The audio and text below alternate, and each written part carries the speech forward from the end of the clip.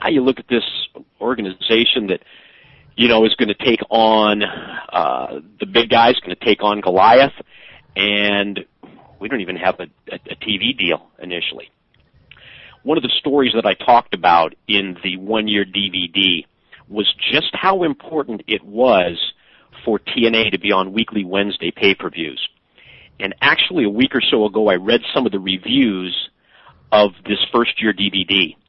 And I read some people who were critical of me suggesting how important the Wednesday pay-per-views were.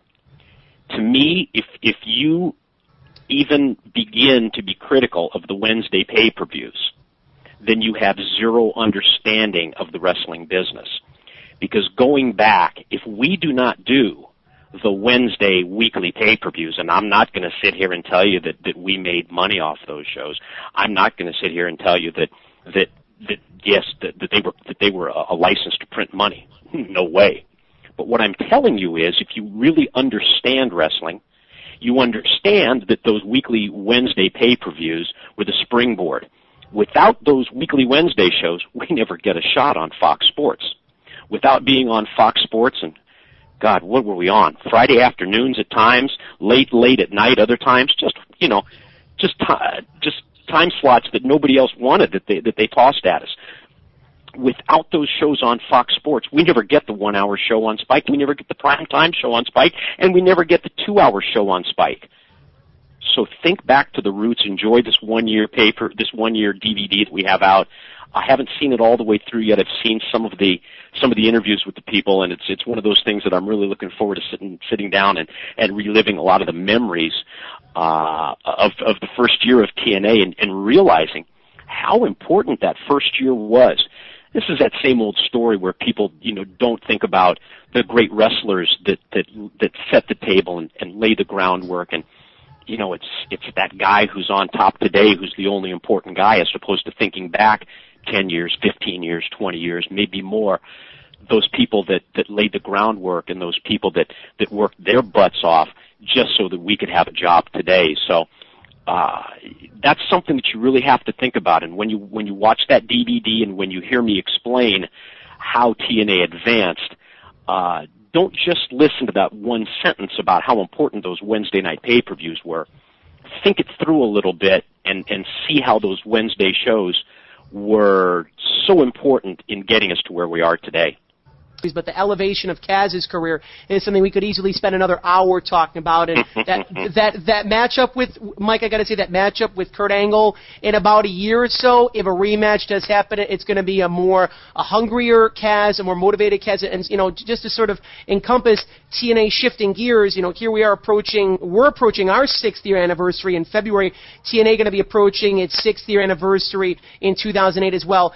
Kaz is one of the guys. The Motor City Machine Guns are two guys that come off the top of my head. Who do you really think is more or less the one to watch for in 2008 for TNA? You could probably have a list of 3 or 4 different guys, but I got to tell you again, I might be I'm not only a Kaz fan at heart, but he's a good friend of the show. Is he really the one that you think is really going to have that big breakout year in 2008, head and shoulders above the rest?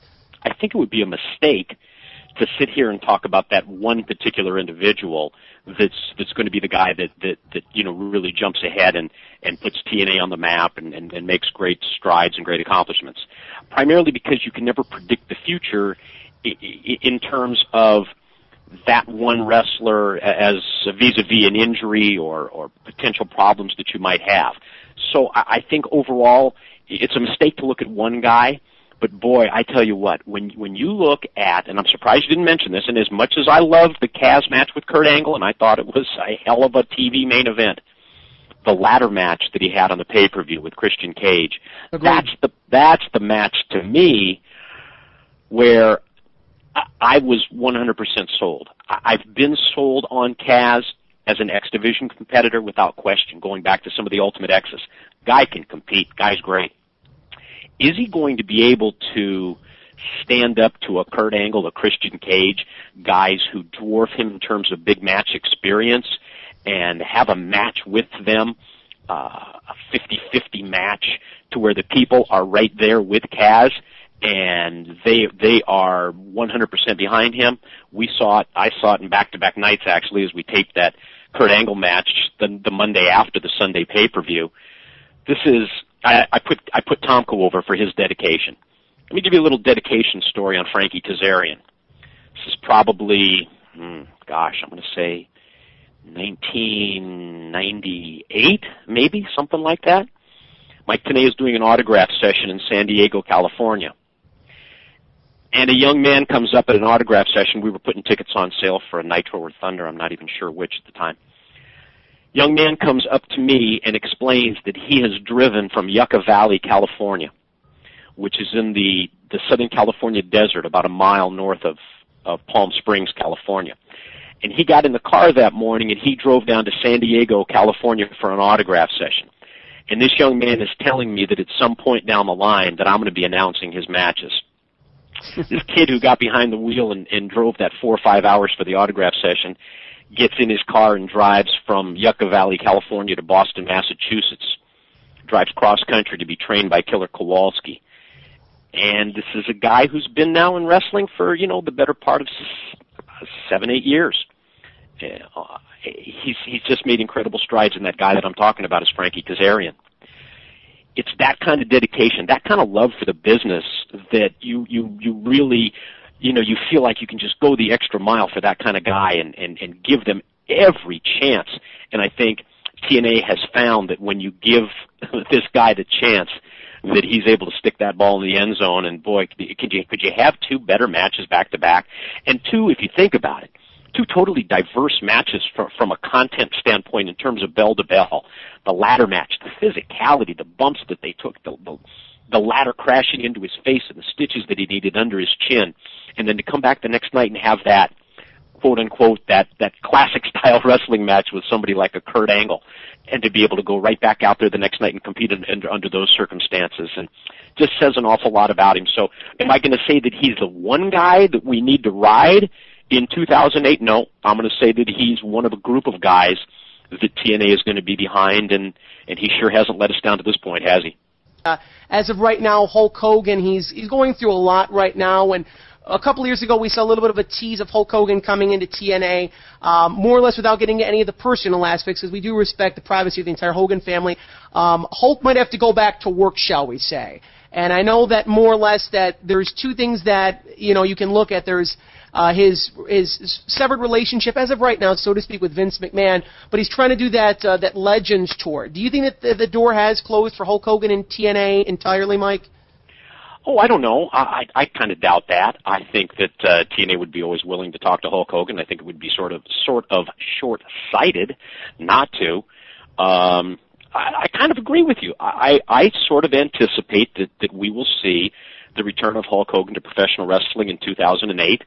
I'm not exactly sure where. WWE, TNA, own tour, like you said. But something tells me that, especially in light of what we've heard in the news in the past couple of days, something tells me that we probably will see Hulk back in terms of some kind of an in-ring position in 2008, and maybe going to balance that off with a little hosting work on the American Gladiator show. Isn't that right? That's very true. But there's an interesting quote that former WWE champion John Cena mentioned in a media conference call to promote his recently released DVD. Now, whether it be in jest or whether it be serious in nature, quote unquote, when it comes to if John Cena watched the competition, specifically TNA, and I quote, "They still have a company. Wow, I didn't know they were still around." Your reaction to that statement, Mike? Oh, it's what he probably has to say, just to keep everybody, happy in the WWE. And I can't begin to tell you that I would know John Cena's TV viewing habits, that's for sure. Would have no idea.